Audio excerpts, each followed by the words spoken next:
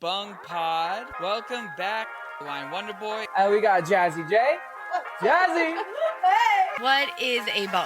The hole of the barrel is called a bung hole.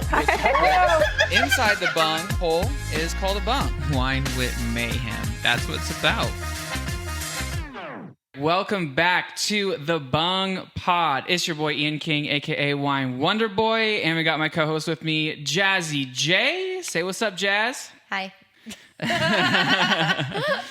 you guys for supporting the podcast.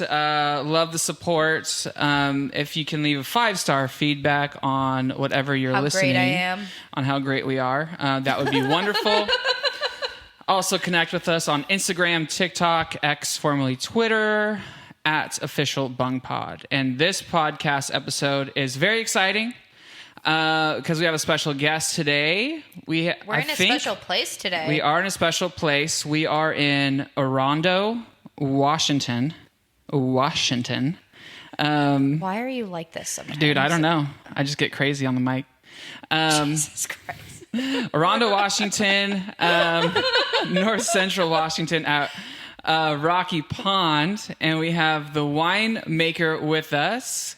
We got Liz Kaiser. Keiser. I'm so sorry. All good. Yeah, there we go. Keiser. I tried. Keiser, Kaiser. I know. It's one of those last names that it's okay, honestly. Yeah. I can be your Kaiser. I love it. I knew one of these days I was going to botch someone's name, and I try to do my homework. I really do. But, all good. Yeah. Well, thank you for joining us. I think you're our first woman winemaker. Yeah, on you the are pod. actually. Very cool. Yeah. Right on. Hashtag Okay. women in wine. What's up? I love that. Yeah. That's so fun. It is kind of funny because my introduction into the wine industry in Santa Barbara, there were, in my circle, there were a lot of women winemakers. Yeah. And I was hearing all this big push about women in wine and support women in wine. And usually when people have like a sort of campaign or something like that, it's usually because there's a lack of representation. Mm-hmm. And then, but in my little circle, I was just like, why is this thing? I mean, there's so many women in wine. Like all my friends who are women are like in winemakers, and like one's, has her own label, started her own label.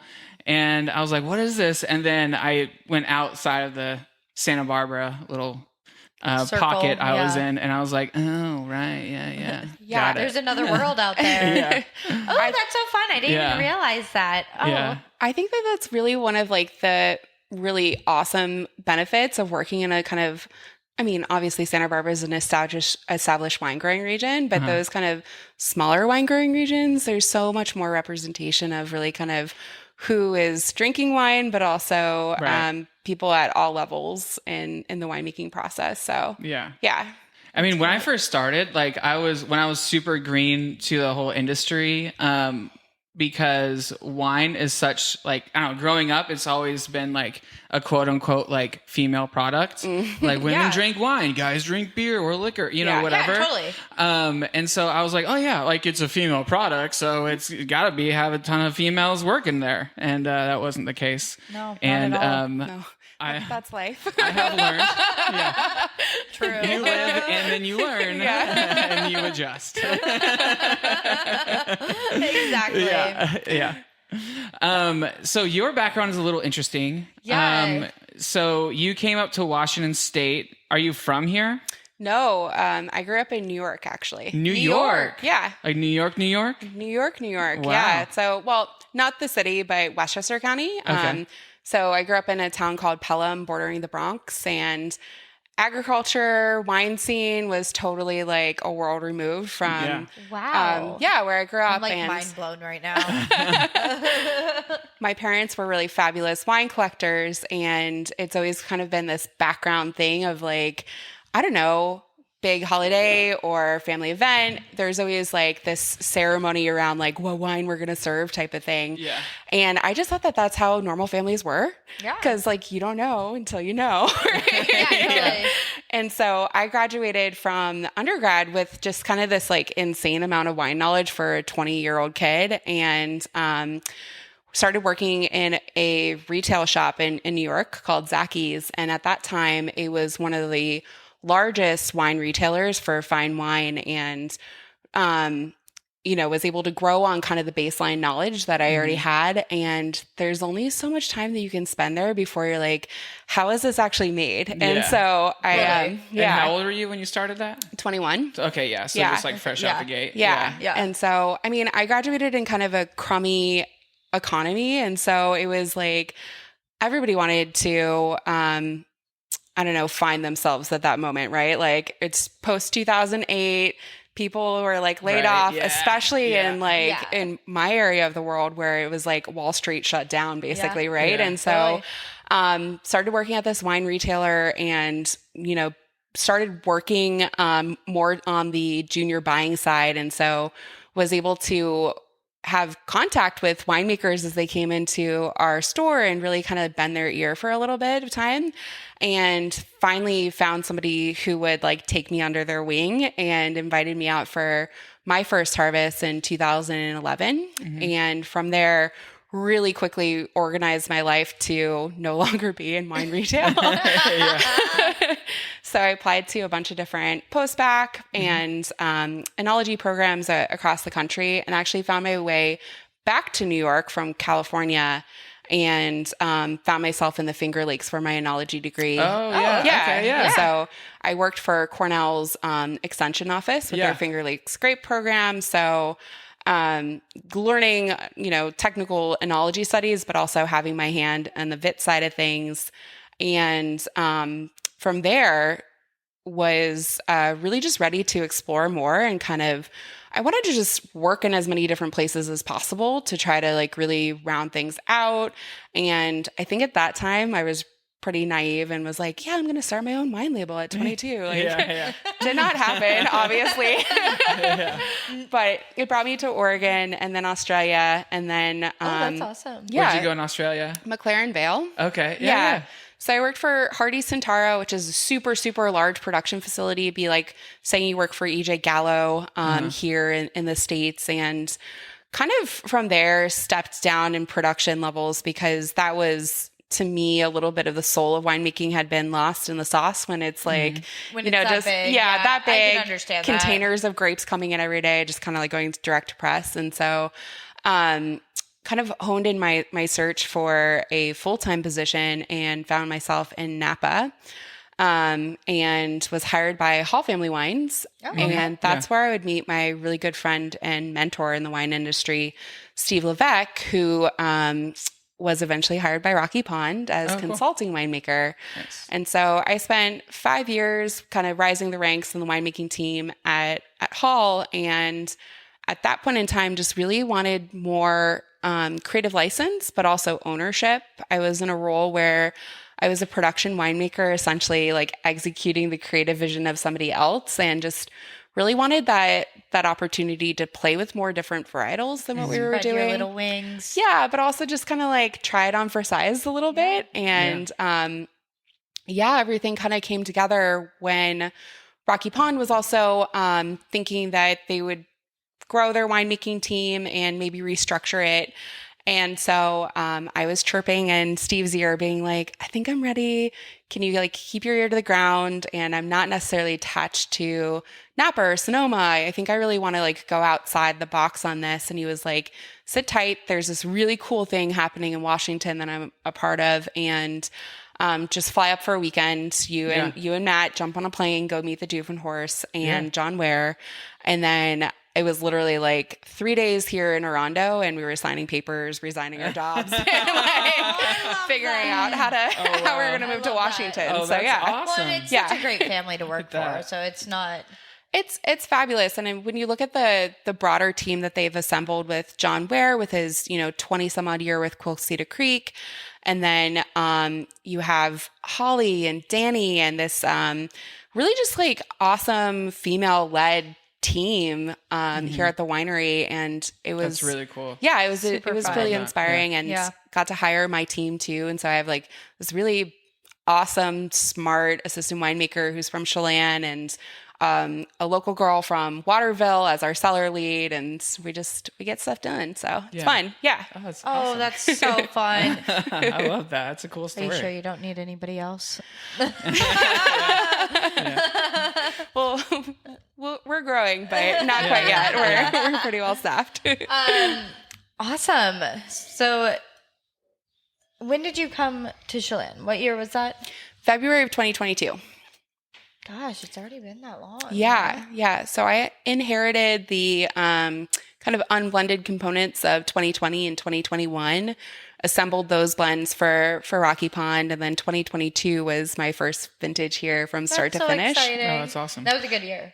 Oh, it was a brutal year. Or no, that was the rough year at It was the a end really, there. really cold. really November, cold storm, like 4th or something, it started dumping Yeah. snow. Yeah, that was really dumb. And I it remember took that. forever to get out of that kind of like gross winter mode. So we just lived in like monotone colors down here for like ever. Yeah. It was May Yeah. before things like started to turn green, and I'm a little bit of like a phenology nerd, and so I was tracking things against the historic records, and we stayed at like a 2 to 3 week pace behind historic records until we hit October, and October was a godsend because it was 4 weeks of just gorgeous weather. Well, Yeah. it was so pretty. And then remember snowed Sarah's basically Halloween. Yeah. And we It were was like, okay, insane. gotta get it all Yeah, it in. was like 100 Oh one yeah, I week, moved and then up it here snowed the next April week. 22. Yeah. I moved up here April 22, and then the first week I was here, we were gonna go down for a conference in Tri-Cities, and it was like April, and it was dumping snow like Yes. early in the morning, and I was like, "What the fuck is going on here?" Like I was just so And it's like a normal perplexed. life. Yeah. yeah. We're like, oh, it's cool. And then Don't like worry. living in Santa Barbara for like 11 years, I was Yeah. like, oh my God, I gotta get my Carhartt jacket out. I gotta get like, I was all layered up and bundled up Yep. for the car ride down. And then it all melted off and it was like 50 degrees, whatever. Yeah. In the afternoon, and I didn't have like anything else. And so I was just sweating. I got taking off layers, but I was Yeah. like Yeah. sweating at this conference. And I was like, Yeah. I should have dressed way differently because Yeah.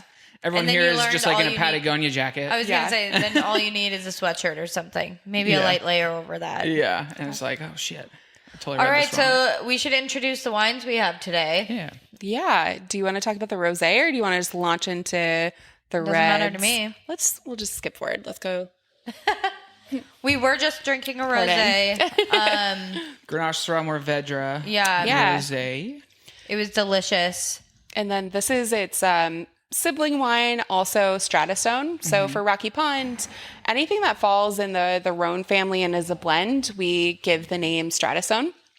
Where does that come from? I was gonna say. So Stratasone is actually a rock formation, and Danny, the daughter of the Duvenhorse, is a little bit of a geology nerd. That was one of her favorite classes in undergrad, and when we were naming these wines, she really loved the name Stratasone, and so it's kind of a reference to the rocks where we actually grow our Grenache, Syrah, and Mourvedre.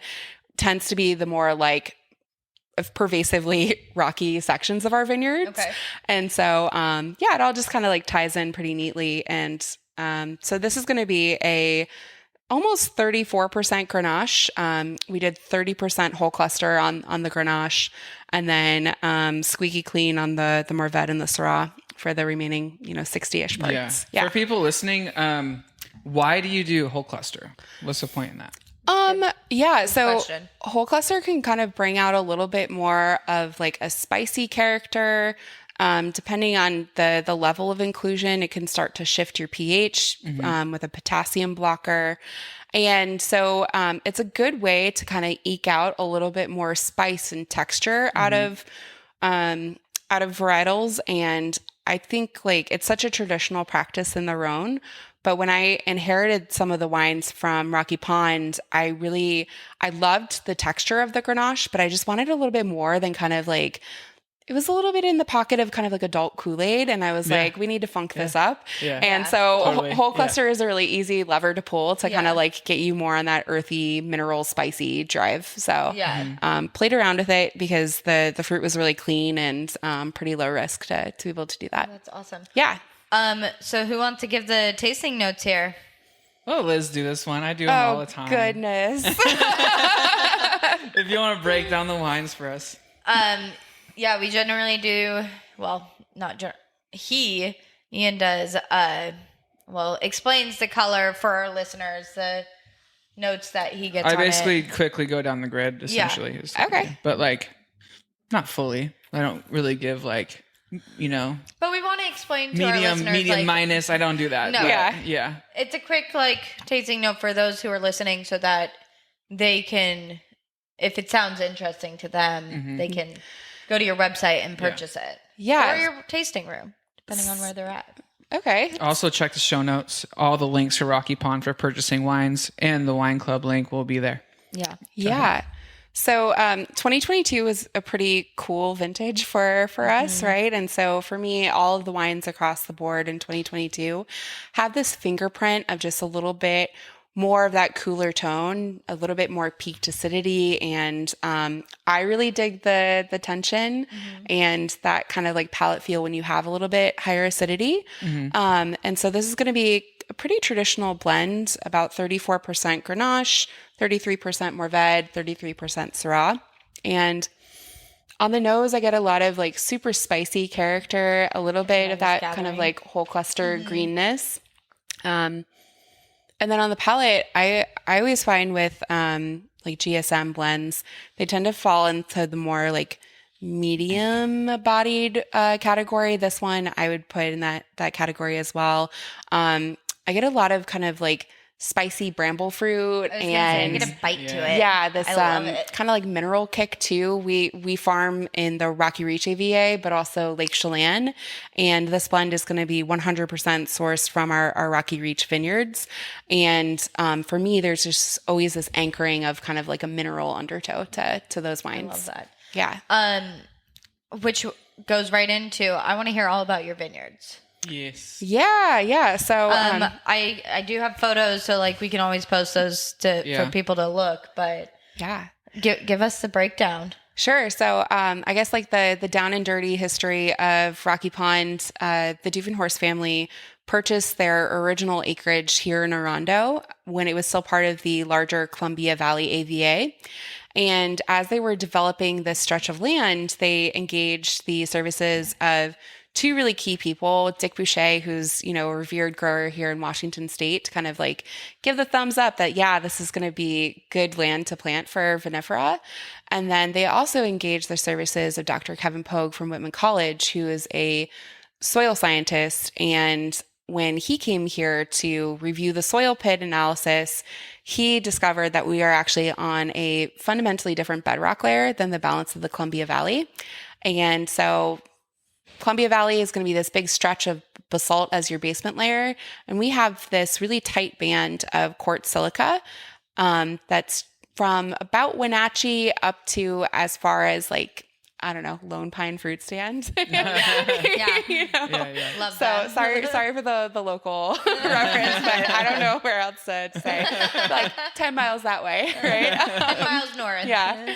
And then the boundary is really the plateaus to the east and the west of us. So it rises from about 700 feet in elevation on the Columbia River to about 1,100 feet in elevation. So before you get up to the plateaus in Waterville, it's already flipped back to the Columbia Valley. And so really, really tight band that also has this really awesome heat sink to it. And so we can be anywhere from 10 to 12 degrees warmer from our soil probes than our vineyards on Lake Chelan. So that kind of steered them in the direction of being predominantly planted to red varietals here on the river. Yeah. Kind of helps us get a little bit more maturity, a little bit more phenolic ripeness. And I think it's a little bit of a misnomer to classify Chelan or Rocky Reach as cool climate regions. They're just fundamentally not. What they are is they're compressed growing seasons. And so you have to really be diligent about your viticultural inputs, and having that a little bit extra heat summation here, really, it helps push things along a little bit more. So the soil profile is really awesome, well draining mixture of that basement layer of quartz silica, followed by this unsorted river cobble that's as small as like a tiny pebble that you would see in a fish tank, all the way up to like these boulders that are the size of a gajetta. And so that kind of is the delicious layer cake that we're growing. So fun. That's so cool. fun. I love that. Yeah. So And so when did Rocky Reach become its own AVA? In 2022. So And wasn't it the 22nd AVA or something? it was the 20th AVA. 28th. Yeah. 20th. So Okay. I think that there's maybe like 6 or 7 additional AVAs who are on the queue with the TTB, Okay. but have not been approved yet. So I think we're still like the new kid on the block. Yes, I love that. Yeah. Yeah. Oh, how fun. Yeah. Oh, that's awesome. So you're able to grow. Okay. So in Lake Chelan, for those listening that don't know the area, it's pretty difficult sometimes to grow Grenache and Mourvedre and some of those Rhone varieties into You also full have, like, maturity Marsanne and stuff too. and right? ripeness. Yeah. But you're able to do it here, which is not too far away from Chelan, but is geologically very different. So are you seeing any issue with getting those into full ripeness or? No, and I think that, that is the benefit of being down here on the river, in the same way that Lake Chelan acts as a moderating body for the Lake Chelan AVA. The river is also a moderating body for us too. And so, get some because your vineyards are good like lake on, or river on effect the water, too. on the river. on the river, yeah. We're And it's- looking at it right now. And for everyone, those it's a big listening. river. It's not one of these small little creeks that you see Yeah, like sometimes. we're gonna go down the river and float. It's No. a big ass river. People boat on it. So yeah. It's beautiful. Yeah, so vines always like a really primo view. So they get waterfront property here, waterfront property in Lake Chelan, and it must be nice. I know, right? Yeah. I love to be a vine in my, Next life. reincarnation. There Yeah. you go. That's the word I was looking for. Yeah. Yeah. So how many grape varieties do you guys grow here? So we have 28 different varietals under vine. Not all of it comes to Rocky Pond. So kind of like simplified in the Rocky Reach, we're doing predominantly Cab, Merlot, Malbec for the Bordeaux family, and then traditional suite of GSM on the Rhone side. We do have Viognier, Marsanne, and Roussanne, as well as Sauvignon Blanc, grown here in the Rocky Reach. And then when you get to the Clos Cheval vineyard, that's when we That's in Chelan. and that's in Chelan. We open up to have aromatic varietals like Riesling and Gewürztraminer, Pinot Gris, sparkling base wine, so Chardonnay, Pinot Noir, Pinot Meunier, and then Syrah. And so all in, we have this kind of like classic Washington mix of the crispy white varietals all the way through to the suite of Bordeaux. So Oh, cool. yeah. All right, let's take a break for a minute because Jazzy has got something to tell you. Did you know we do have extra episodes on Patreon? What? And you can only get these for $5. What? Yeah, Crazy. I know. Dope. So go to Patreon Link is in the description of the episode. and subscribe. $5, you're supporting us and you're getting to learn more about the wine industry. Let's go. Woo! All right. Guess what? I think Ian has something to tell us. I do. We got some merch going on right now. We got hoodies. Say what? We got handbags. No way. We got stickers. What? We got tank tops right now for the summertime. Ooh. Hell yeah. We got some windbreakers too. So Oh, go to shit. bungpod.store and get your bungpod merch. Yeah. So I've been on this campaign for a Oh, new grape great. variety in Washington State. Oh, yes. I'm Yeah. here for this, actually. Yeah, and I Okay. want to know I want to know your thoughts on this. Okay. So one thing I've seen is that Washington State is lacking a really good, complex, lighter red grape variety. Just like how Oregon is they're known for their Pinot Noir. Sure. Yeah, and We don't need no to be knock Oregon. to people that make Pinot out here. I'm not sure if you guys do or not, but every Pinot I've tried in Washington State has been very mid. Yeah, it's it's mid. I get it's very there, but one it's dimensional a lot of times, very simple, very like just cranberry or just cherry, and then Yeah. that's it for the Yeah. most part. There's been a few that I'm like, okay, this is a little bit interesting, but my thing is like, I think Gamay would be an amazing grape variety in Washington State, and I've had some from like Syncline from the Gorge. Yeah. And theirs is it's light, it's complex, it's more like a fleury, and I just like absolutely love those wines. And it's definitely my own passion Yeah. to for people to make a good Gamay. We're gonna make this a thing. I mean, I love Gamay as well. I actually think that down here where we are at the production facility, where we have this like close to foot deep of sand and silt, it might be really compelling to put Gamay on this, but it would also thrive on the stones that we have up at Double D. So cool concept. I think for us though, what we're looking to do is we started off with this huge wide array of varietals trying to like see what would work.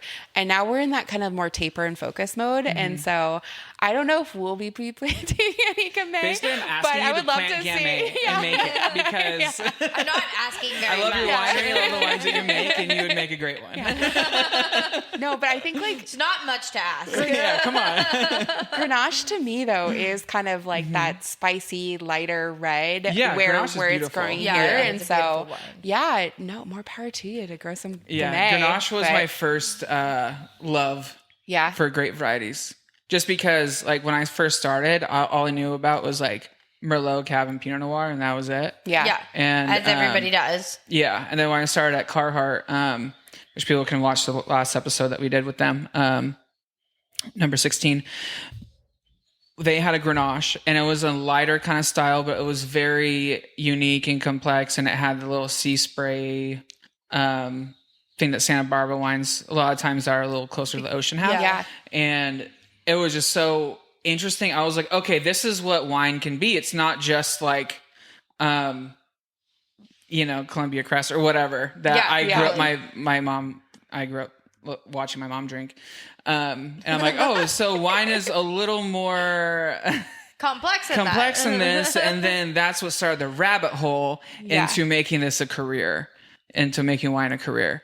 And then I was broke and still am. And then I was going through my wine education process from WSET 3 and then also certified specialist of wines. And I had to buy so many wines. And my friend is a wine buyer and I went through him for pretty much everything. And I was like, look, I want a good Burgundy, but I'm broke. And my friend told me that Beaujolais was the best bang for your buck for like quote unquote Burgundy, I guess. Yeah. And then after that, just fell in love. I was like, this is the shit. This is what I'm about. Yeah. So like I've had a lot of Gamay, domestic Gamay in Santa Barbara and also Sonoma. Pax Small makes has a couple great Gamays over there. He also makes Trousseau Noir, and I also love that. Love the very light bodied, basically like, my friend calls it the juice box. He's like, I'm on the juice box craze, but that's more kind of a natural wine. Yeah. Quote unquote, whatever that term is. But yeah, anyways. Yeah. So I've been on a Gamay kick, wanting people in Washington to plant Gamay and make a good one. Yeah. Because I think it could be a great, I think you can outshine Pinot Noir in Washington State. That's all I'm saying. It's not much to ask for. It's not much to ask for.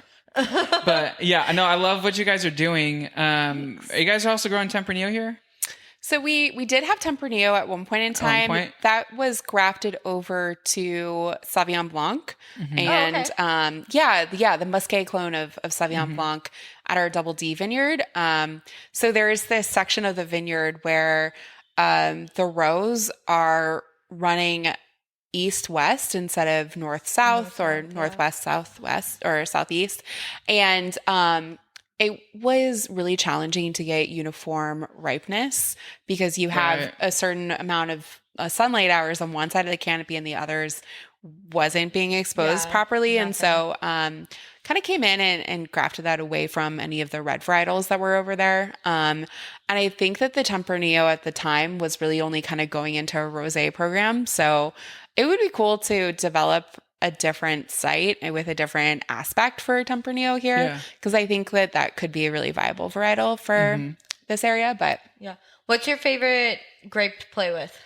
Ooh, I am having so much fun playing around with Malbec. Okay. Actually, Cool. I think for me, I love Malbecs. well, They're like, so fun. for me, coming from Napa, like Malbec doesn't ever get its fair shake there. And Okay. Yeah. the styles that you get domestically in Napa, or at least what I was exposed to, there's this just like fat, overripe, over oaked to death type Yeah. of expressions. Yeah. For And sure. so I never really kind of like gave it its fair shake until I moved here. And that was one of like the most delicious surprises is there's really gorgeous complexity, but also some cool tension. And I think that, you know, like we were talking about, this is a compressed growing season. Having more of those early ripening Bordeaux varietals really kind of like saves the bacon when you need to do some blending on. Yeah. It really does. Yeah. So I think, Malbec has been super fun to work with. Yeah. And then I'm having a field day with playing around with Syrah again. You know, I didn't make it for 6 years. It was my time in Australia where I was making Syrah. So I believe it. Yep. Yeah. so yeah, it's been really fun just kind of being able to like, you know, be super creative and also explore a bunch of different varietals. Yeah. So What are you excited about, like the future, like what Rocky Pond's doing and the future that they're pursuing? I mean, they have a lot going on.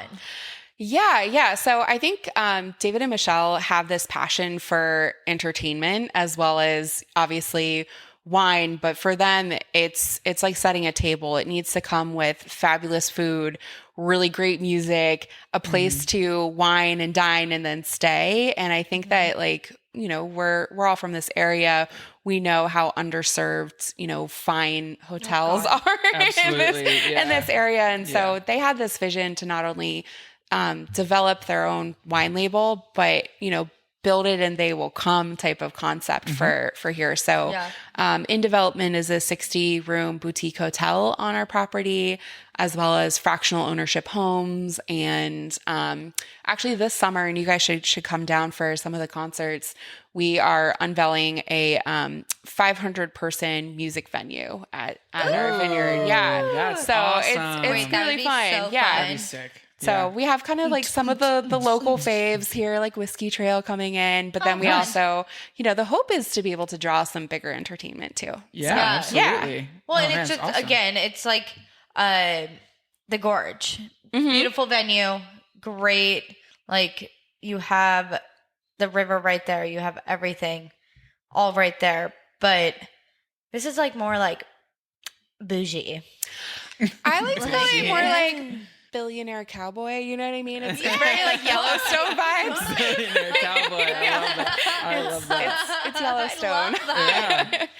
I know Bougie that. billionaire cowboys. I know that well. Because I've it's been like around super all of them. rustic, right? But there is Yeah. this like gorgeous, pristine, untouched nature about Yeah. it.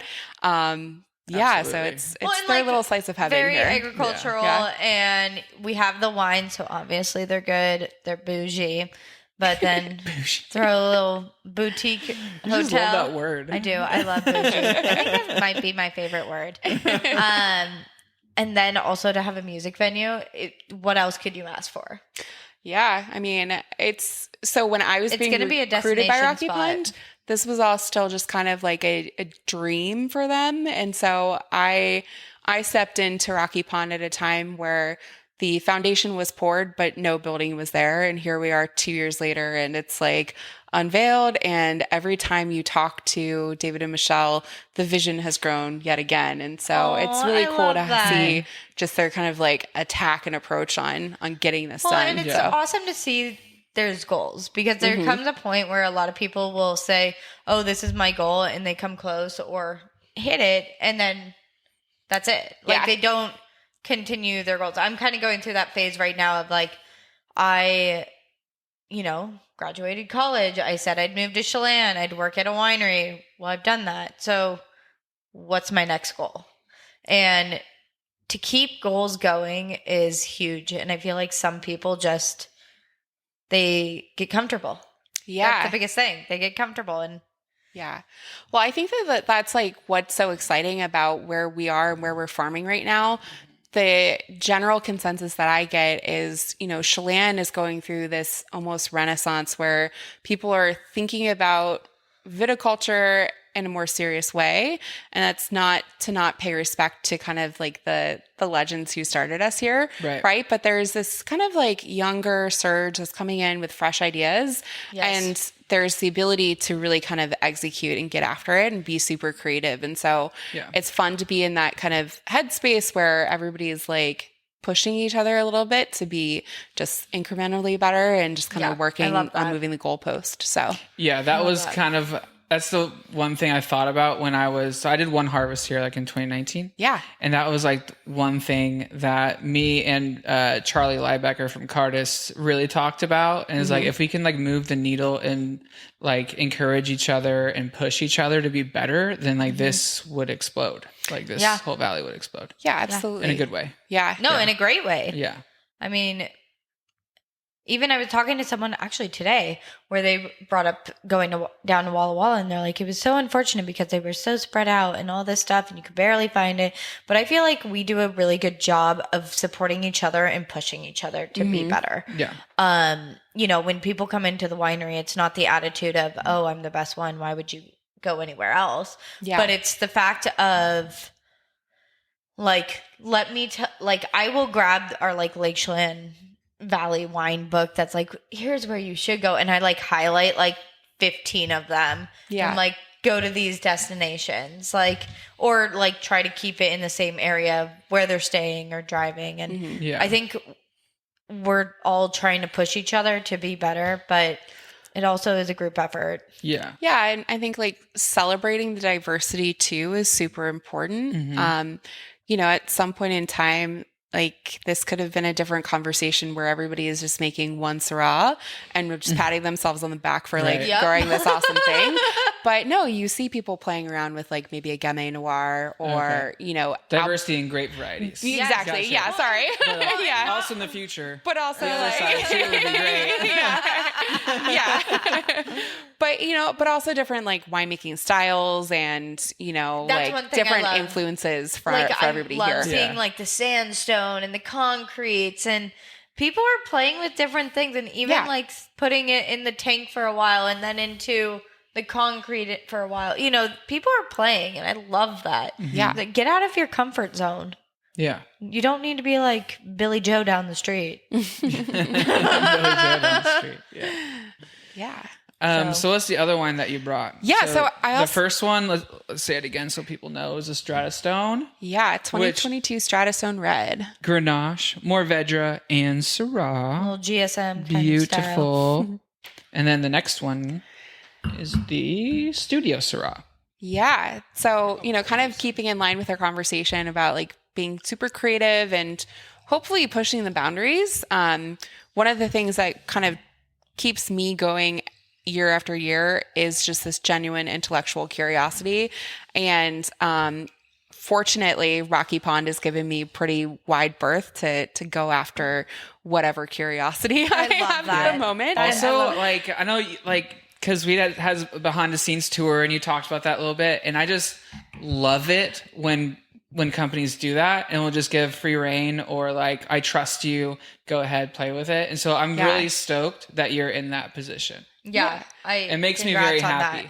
No, I mean, it's so satisfying, and it's totally what I was searching for when I was in my more kind of like corporate-y winemaking job. And so it's super fun to kind of like step into this role. And at Clos Cheval Vineyard, our vineyard on Lake Chelan, we grow Syrah at 3 different elevations. And interesting. The highest elevation planting has never traditionally made a blend or a single varietal wine for Rocky Pond. And so it gave me 5 to 6 tons of Syrah to really be creative and playful with. And that's a lot of grapes right there. It's a lot of grapes that weren't doing anything for us, right? Yeah. And so what's the worst case scenario? We screw it up and it goes to the bulk market. Well, it was going to go there anyways.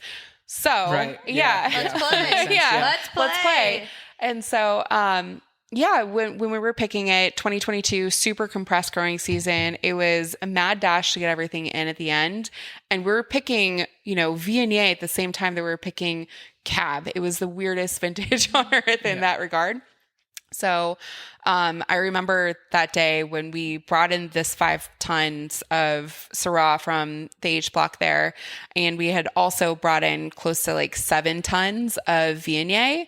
Well, we have a 3-ton press, and I think there would have been mutiny on my hands if I was like, guys, we're going to fire that bad boy up for one more press load today and process all this red fruit. So I've been in that position where someone looks at me and I'm like, oh, so today's the day you want to die. Yeah, exactly. I didn't realize that. Yep. So we were already slated to do a small amount of co-fermentation with this, but then I was like, this maps out to where I can have a really cool playful like concept here. So we did 4 tons of Syrah into the tank with 1 ton of whole cluster Viognier, more or less, it roughs out to be 75% Syrah, 25% whole cluster Viognier, and did not have high hopes for it, but wanted to learn a lot about kind of like if we push the boundaries on whole cluster here, if we push the boundaries on co-fermentation, what is that going to look like? And it very quickly became Jill and Carly's and my like favorite ferment of the vintage. And again, I credit to the Doofenhorst in just kind of like having faith in what we're doing here. They were like, well, if you love it so much, let's bottle it. And I was like, thank you. That's so exciting. That's awesome. You go home and cry and you're like, I know. I finally did it. I mean, and not that we don't have that same amount of like creativity and like passion for the other wines that we do. It was just like one of those happy little moments. Yeah. And that's really like, all right, like, I don't know what the outcome's going to be here, but let's just go for it. Yeah. So why'd you do whole cluster in that? So again, I, would have had like a mild mutiny on my hand if it was not just simple as like, we're putting wine or grapes into a tank today. Yeah.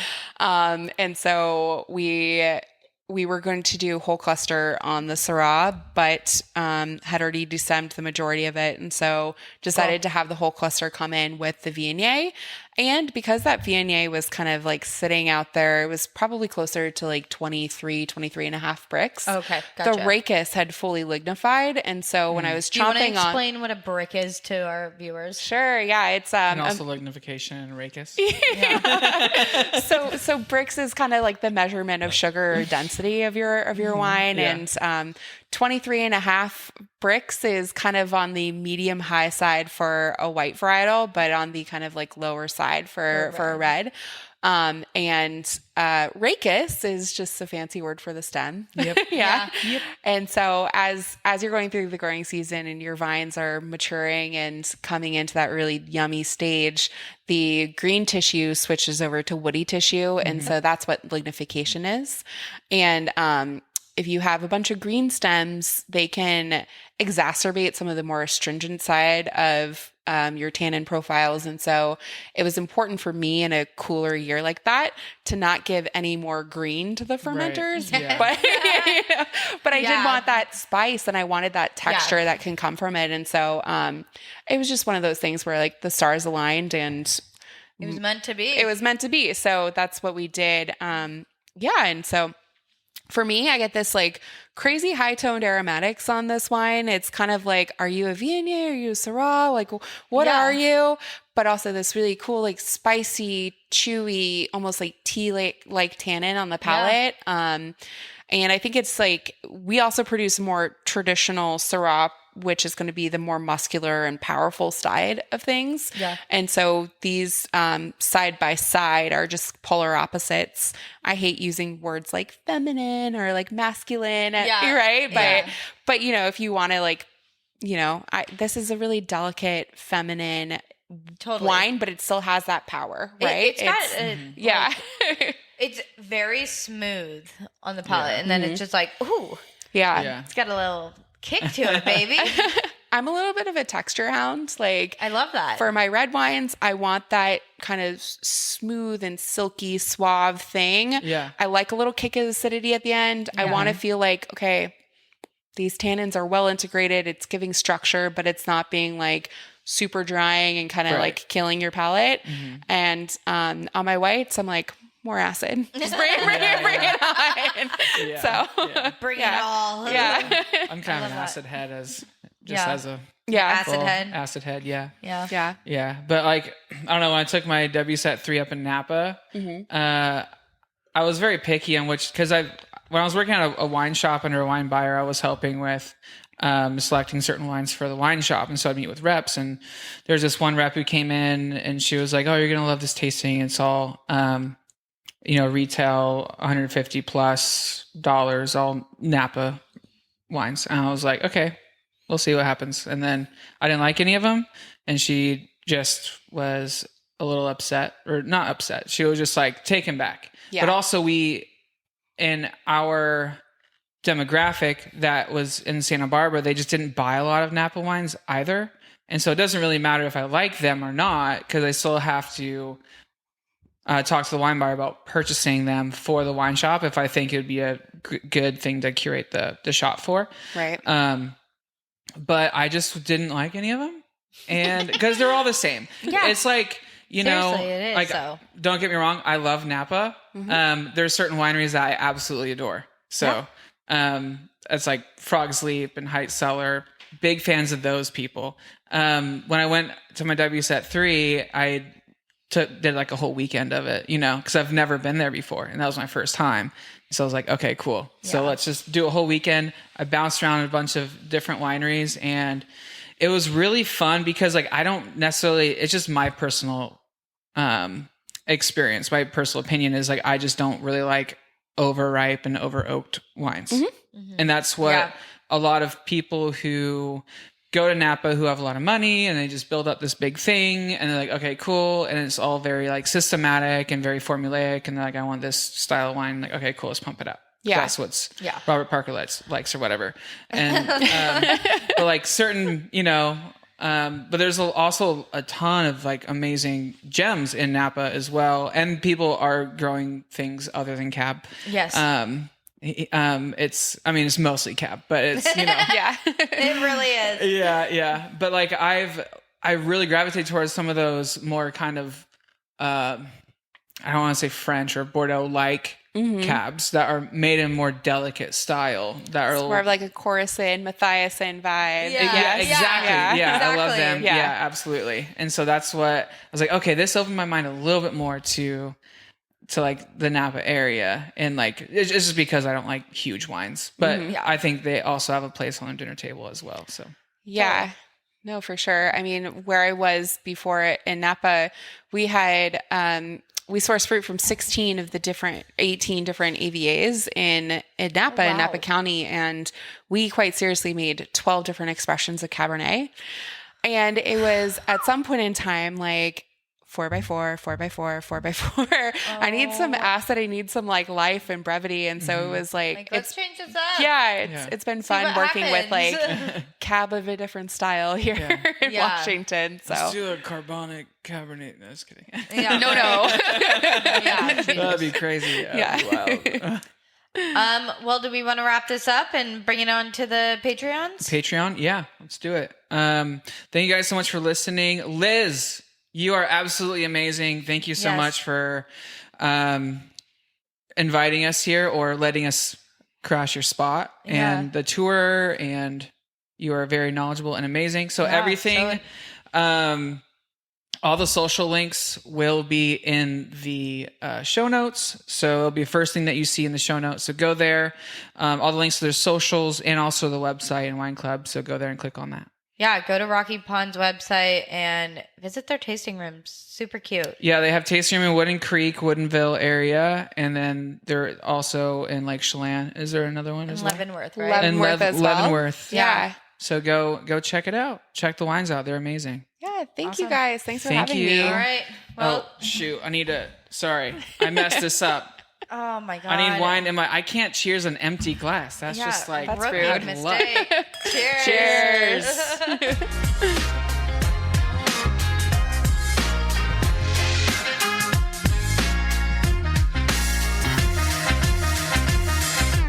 Hey, you, now that I have your attention and you've listened to this wonderful podcast that we had to offer, we'd like you to scroll down. And what are they going to do when they scroll down, Ian? Scroll down and give us some feedback. Rate us on your podcast platform, ideally 5 stars. And if you would give us some critical feedback, you can DM us on Instagram at officialbungpod. Let's hear it. Let's go. It is only 2 of us writing the show, 2 of us producing the show. It's me, Ian King, Jasmine Shattuck, and The lovely Becca Hines.